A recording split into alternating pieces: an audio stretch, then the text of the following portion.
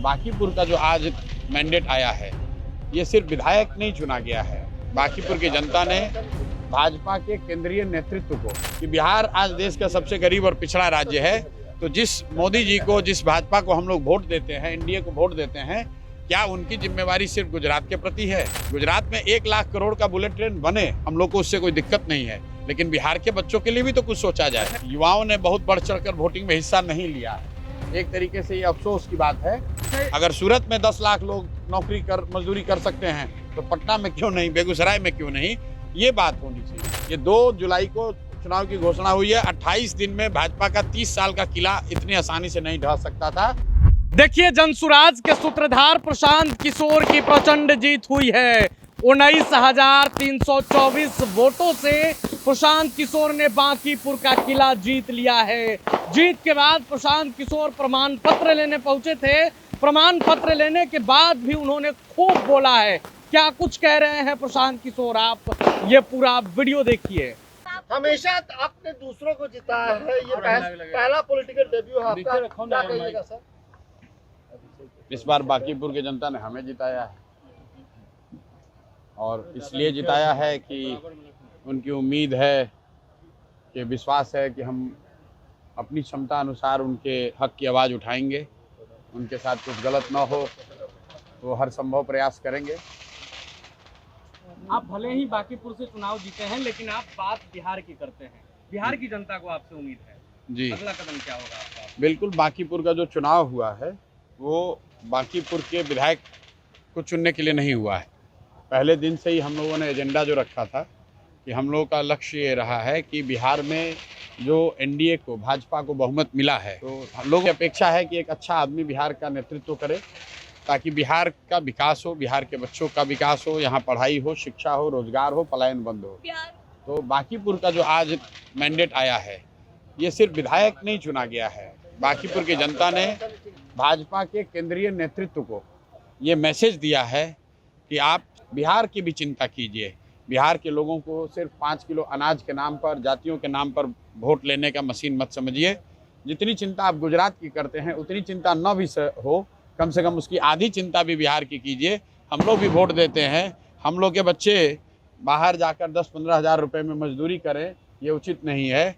तो अगर मोदी जी को चिंता गुजरात की है, वहाँ से 25 एमपी जाते हैं, बिहार से 40 एमपी जिता कर जाता है। हम लोगों का भी हक है, हम लोग के बच्चों का भी हक है कि यहाँ पर फैक्ट्रियाँ लगें, यहाँ पर रोजगार हो, ताकि हम लोग के बच्चों को ट्रेन में, बस में जानवर की तरह बैठकर बाहर मजदूरी करने न जाना पड़े।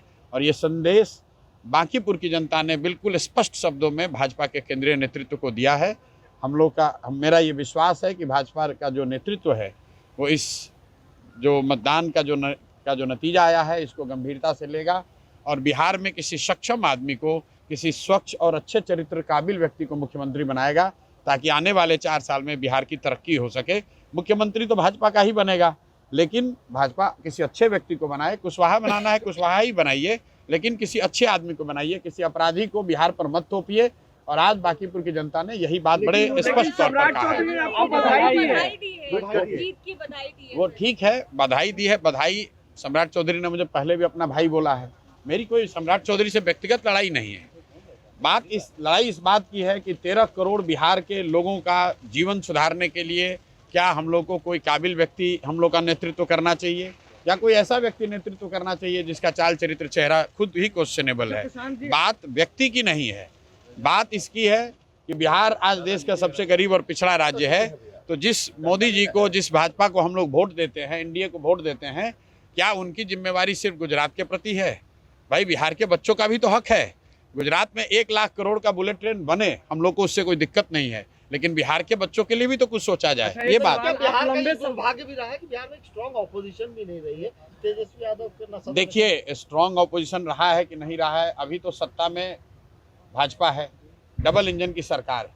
आने वाले 3 बरस में मेरी अपेक्षा ये है कि दिल्ली और राज्य दोनों मिलकर बिहार की तरक्की में पूरी ताकत लगाएं। बिहार से पलायन बंद हो, बिहार के बच्चों को रोजगार के लिए बाहर न जाना पड़े। ये सिंगल एजेंडा है। अगर ये होगा, हम लोग भाजपा के पक्ष में वोट करने के लिए कहेंगे, लेकिन आप पहले पलायन रोकिए। बिहार के हर प्रखंड में, हर जिले में फैक्ट्री लगाने की व्यवस्था कीजिए। अगर गुजरात के हर प्रखंड में हर तहसील में, हर मंडल में, हर जिले में फैक्ट्री लग सकती है, तो बिहार में क्यों नहीं? अच्छा, अगर सूरत में 10 लाख लोग मजदूरी कर सकते हैं, तो पटना में क्यों नहीं, बेगूसराय में क्यों नहीं? ये बात होनी चाहिए। अच्छा, एक सवाल है, लंबे समय से बिहार की राजनीति को भी देखते हैं, आप बार बार सीएम बदलने की बात कर रहे हैं, कह रहे हैं कुशवाहा से ही बनाया जाए, तो आप ये भी कह रहे हैं कि बीजेपी से ही सीएम हो, तो आप बता अरे भाई, दीजिए हम कि क्या किससे कह रहे हैं? बनाया जनता ने मैंडेट दिया है बीजेपी को, एनडीए को, तो मुख्यमंत्री तो उन्हीं का जाए? होगा। कोई और हम लोग ये चेहरा कह रहे हैं सीएम भाई, बनाया किसी जा सकता है? काबिल व्यक्ति को बनाइए, उस व्यक्ति को बनाइए जो बिहार में शिक्षा सुधारे, उस व्यक्ति को बनाइए जो बिहार में रोजगार लेकर आए, उस व्यक्ति को बनाइए जो बिहार में पलायन बंद करे। किसी जाति का हो, किसी विचारधारा का हो, उससे कोई फर्क नहीं है। बिहार में सुधार होना चाहिए। हमारे विधायक बनने से बिहार में सुधार नहीं होगा। हमारे विधायक बनने से, यहाँ भाजपा के आज हारने से जो संदेश भाजपा को लेना चाहिए, अगर वो इस संदेश को लेंगे, बिहार में सुधार के लिए कोशिश करेंगे, तो निश्चित तौर पे बिहार के लोगों का फायदा होगा। हम लोग तो अपनी ओर से कोशिश करेंगे ही। जब ये विधायक की नहीं थी तो भी बिहार के लोगों के लिए आवाज उठा रहे थे, आगे भी और मजबूती से उठाएंगे। जल्दी का प्रोटेस्ट भी एक बड़ा फैक्टर साबित हुआ है। बांकीपुर में जो वोटिंग का पैटर्न है, उसमें युवाओं ने बहुत बढ़ चढ़कर वोटिंग में हिस्सा नहीं लिया है। एक तरीके से ये अफसोस की बात है, लेकिन जनजी को लेकर जो देश में माहौल है, उसका असर जरूर यहाँ भी पड़ा होगा। लेकिन ऐसा नहीं देखा गया कि युवा कोई बहुत बड़ी संख्या में निकलकर अलग से वोट किया हो कि लोगों ने। यहाँ पर एक ही मुद्दा रहा है, जो एक अगर मुद्दा आप देखेंगे कि को बिहार की जनता स्वीकार करने को तैयार नहीं है, और वो मैसेज बिल्कुल क्लियर शब्द में आज मत के द्वारा लोगों ने बताया है कि जिस विधानसभा क्षेत्र में भाजपा 58,000 से जीती हुई थी, आज वहाँ करीब वो 20,000 से हारे हैं। अंदाजा लगाइए, करीब 78,000 लोग 6 महीने में अगर उन्होंने अपना मत बदला है, इसका मतलब है कि वो जो एक ही निर्णय हुआ है इसमें अलग, जो नवंबर के मुकाबले, वो है के मुख्यमंत्री बनने का, तो ये उसके खिलाफ वोट है। सर, कांग्रेस के कई वरिष्ठ नेताओं ने भी कहा था कि प्रशांत किशोर को सपोर्ट किया जाए एक जॉइंट कैंडिडेट के रूप में, तो क्या आने वाले समय में कांग्रेस के साथ? देखिए, ऐसा है, जन स्वराज चुनाव लड़ा है, और जन स्वराज के साथ समाज का हर वर्ग, हर तबका, हर विचारधारा के लोग, हर दल के लोग चुनाव लड़ने में मदद किए। सबने ये कहा था कि प्रशांत जी, अगर आप लड़िएगा तो लोग जाति, धर्म, दल और नेताओं की प्रति प्रतिबद्धता को छोड़कर ऊपर उठकर वोट देंगे, वरना 28 दिन में, ये 2 जुलाई को चुनाव की घोषणा हुई है, 28 दिन में भाजपा का 30 साल का किला इतनी आसानी से नहीं ढह सकता था। ये दिखाता है कि हर वर्ग के लोगों ने, चाहे वो किसी भी जाति के हों, किसी धर्म के हों, किसी दल के हों, किसी नेता को मानते हों, सबने इस बात पर एकजुट होकर वोट दिया है कि नहीं, बिहार में नेतृत्व बेहतर व्यक्ति के हाथ में होना चाहिए। बिहार में भी शिक्षा, रोजगार की बात होनी चाहिए। सिर्फ अपराधी, इनकाउंटर, हाफ इनकाउंटर, मार पीट ये करने से हम लोग के बच्चों का भविष्य अच्छा नहीं होगा। लोगों ने इस पर बहुत जमकर वोट किया है। वोटिंग परसेंटेज भले कम रहा हो, लेकिन 50%, करीब 50% लोगों ने हमको मत दिया है।